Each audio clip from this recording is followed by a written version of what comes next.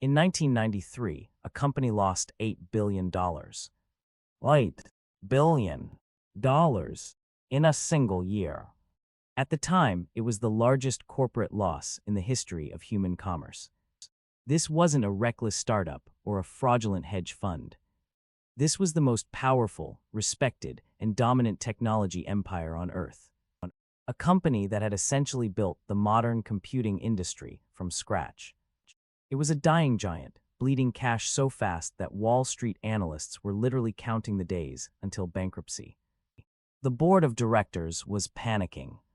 Their solution: hire a guy who sold cookies and cigarettes. They brought in a CEO who had zero background in technology.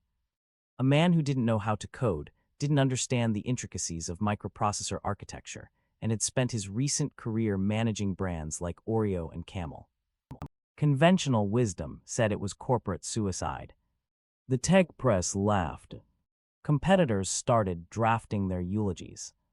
But within a decade, this cookie executive didn't just save the company.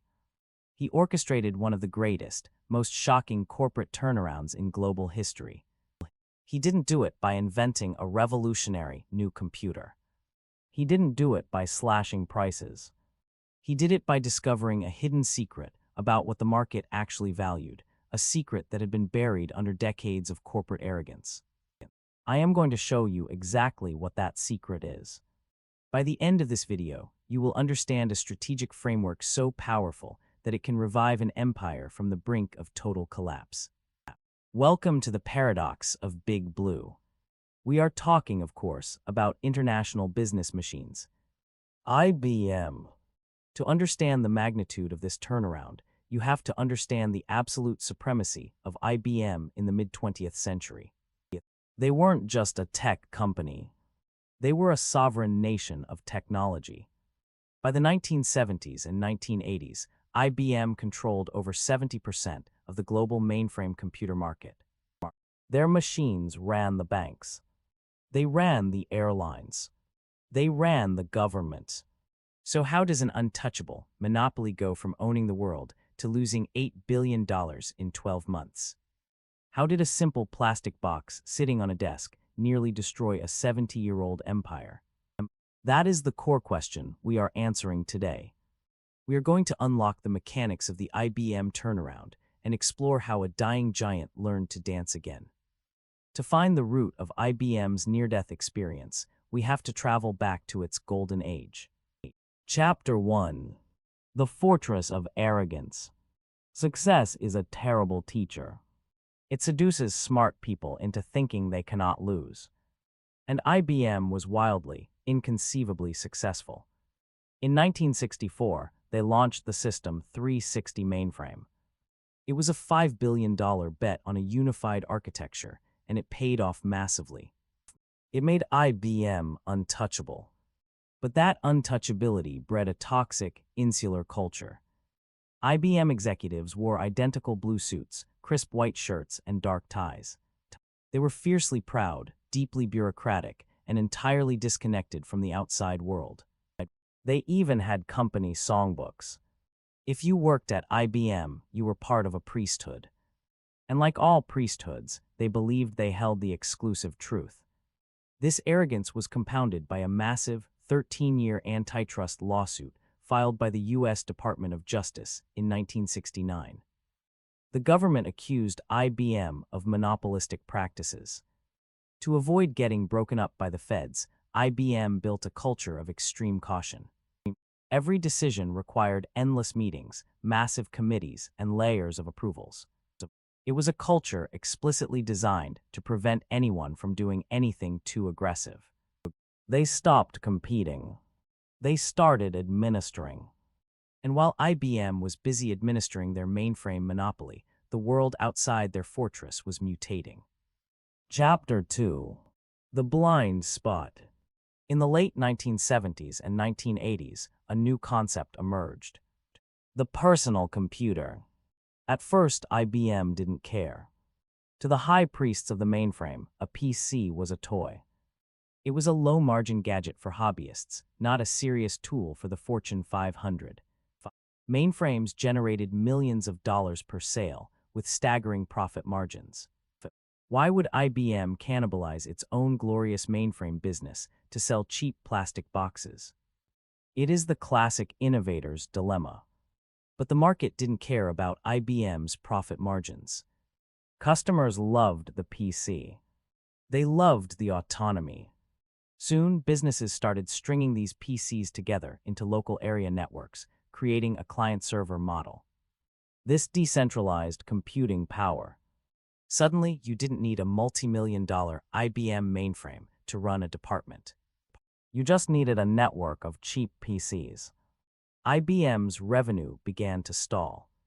Then it began to crater. The giant was bleeding and the sharks were circling. Companies like Microsoft and Intel were extracting all the value from the PC revolution, commoditizing the hardware that IBM actually manufactured. By 1992, the situation was catastrophic. IBM was hemorrhaging cash. The stock price was in freefall. The board of directors realized that the insular culture of the blue suits had driven the company off a cliff. The CEO, John Akers, was forced out. The board desperately needed a savior. Chapter 3. The Outsider. Enter Lou Gerstner. April 1993. Gerstner was an outsider in every sense of the word. He had been a consultant at McKinsey, a top executive at American Express, and the CEO of RJR Nabisco. He knew marketing. He knew finance. He knew how to run massive organizations. He did not know computers. When he arrived in Armonk, New York, IBM's headquarters, he found a disaster zone. The company was paralyzed by infighting. Different divisions of IBM actually competed against each other. The sales team for storage would try to undercut the sales team for software. It was a medieval kingdom run by warlords. The consensus on Wall Street was unanimous. The smartest financial minds in the world demanded that Gerstner break IBM apart. The plan was to shatter the company into independent, agile pieces. A PC company, a printer company, a mainframe company, a software company. They argued it was the only way to unlock shareholder value and compete with nimble rivals. The pressure to split was immense. It was the easy answer. It was the expected answer. But Gerstner did something entirely unexpected. He stopped. He listened. And he looked at the data. Gerstner realized that while he didn't know the microscopic details of silicon wafers, he understood something far more valuable.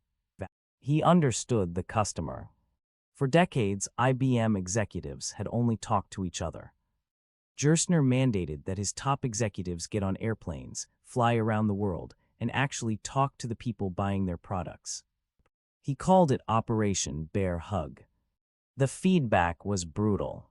Customers hated dealing with IBM. The billing was a nightmare. The technology didn't work together. The salespeople were arrogant. But amidst the complaints, Gerstner discovered a golden thread of truth. The customers did not want IBM to break apart. Chapter 4. The Pivot. This is the turning point. This is the dip in the J-curve where the immense struggle begins to yield clarity. Gerstner realized that the technology landscape was becoming incredibly complex. Companies were buying databases from Oracle, operating systems from Microsoft, networking gear from Cisco, and hardware from a dozen different vendors.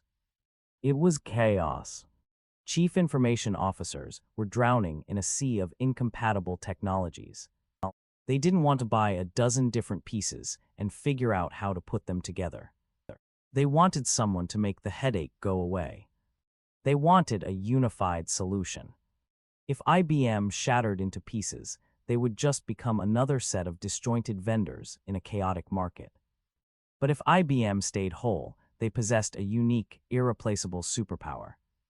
They were the only company on Earth with the scale, the depth, and the historical knowledge to integrate all these fractured technologies into a single, cohesive system for massive global enterprises. Gerstner made the hardest decision of his career. He defied Wall Street. He defied the media. He announced that IBM would not be broken up. Instead, it would be aggressively unified. The strategy was no longer about selling the best isolated piece of hardware.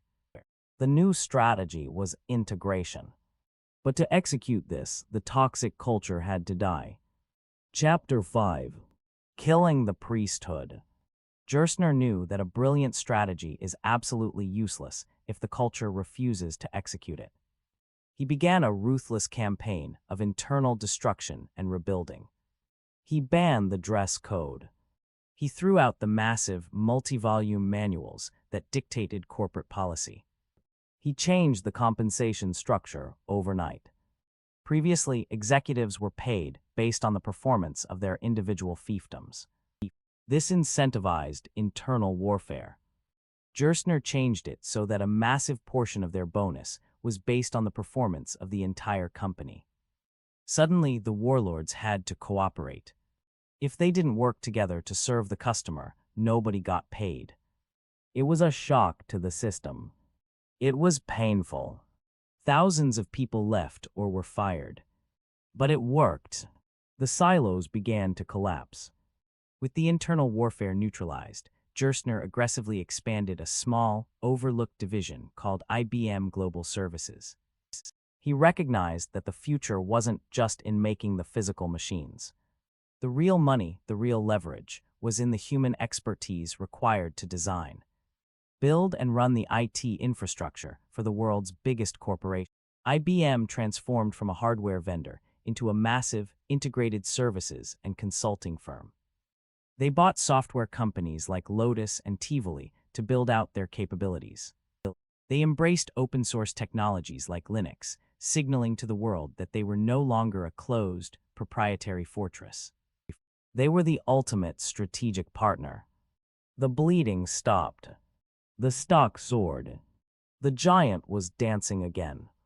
And that brings us to the core truth of this entire turnaround. The aha moment. Lou Gerstner didn't save IBM by out-engineering Bill Gates or Steve Jobs. He saved IBM because he recognized that in a world of increasingly commoditized, fragmented technology, the ultimate value doesn't lie in the components.